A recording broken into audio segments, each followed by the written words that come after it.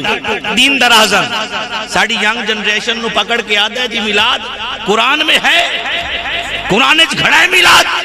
اب آپ جس قرآن پڑھا ہی نہ ہوئے، قرآن کھولا ہی نہ ہوئے، قرآن ویکھا ہی نہ ہوئے، وہ کیمیں دسے بھئی میلاد ہے یا نہیں ہے؟ اگر قرآن پڑھو، قرآن دا مطالعہ کرو، مولوی دے کے بعد تو پکڑ کے دسو آباب سانو تا ہر حرف دے اندر محمد میلاد نظر آتا ہے۔ لیکن امام احمد رضا سرکار نے فرمایا نا، آنکھ والا تیرے جوبن کا تماشا دیکھے، دیدہ کور کو کیا نظر آئے وہ کیا دیکھے۔ جڑا آنکھ دان نہ ہوئے، جنہیں نہ بصارت ہوئے نہ بصیرت ہوئے، نہ چانڑ ہوئے نہ سجاک ہوئے نہ نور ہوئے، انہوں نظر نہیں آوڑا جنہوں رب کائنات نے ایمان دا نور دیتا، انہوں ہر حرف دے اندر محمد دی شان ہی نظر آن دیئے، آقا دا میلاد ہی نظر آن دیئے۔ احباب مہربانی کرو، قرآن نو پڑھ کے قرآن نو سمجھو، ضرورت ہے۔ کلندر لاہوری سرکار دی روح تڑپی نا، آپ فرمایا وہ زمانے میں معزز سے مسلمان ہو کر اور تم خار ہوئے تارک قرآن ہو کر۔ قرآن نو بھلایا، قرآن تو دور ہوئے، تے گرگ بھیڑیا لبادہ اوڑ کے اے بظاہر ظاہری طور تے شکل سونی بنا کے آگے جی یہ وسیلہ کہاں سے آیا، یہ دعا کہاں سے آئی، نبی کے جانے سے کچھ نہیں ہوتا۔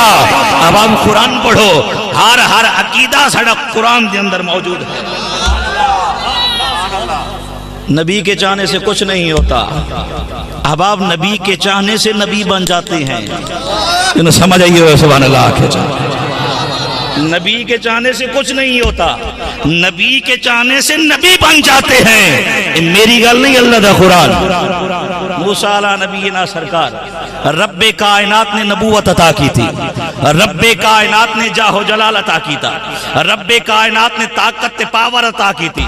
رب فرمایا موسیٰ تینوں نبی بنایا ہے کہ تو قوم نو تبلیغ کرنی ہے، قوم نو اعلان کرنا ہے، میری الوہیت، میری ربوبیت، میری توحید کا پرچار کرنا ہے۔ موسیٰ علیہ نبینا سرکار اللہ دی کچاری عرض گزار ہے، سونا مولا میں مٹھا بولنا، انہوں سمجھ آئیے سبحان اللہ۔ نبی دی گل ہے نا، نبی دے شان دے لائق الفاظ ساڑی زبان دے وچوں نکل جامن، ساڑا ذریعہ نجات بن جاسی۔ لکنت یا اس طریقے نال آکھنا گڑبڑ میرے ضمیر گوارا نہیں کردا، میں مٹھا بولنا، میرا بھائی تکھا بول دائے، انہوں سمجھ آندی بھی سبحان اللہ۔ مولا میں مٹھا بولنا، میرا بھائی تکھا بول دائے۔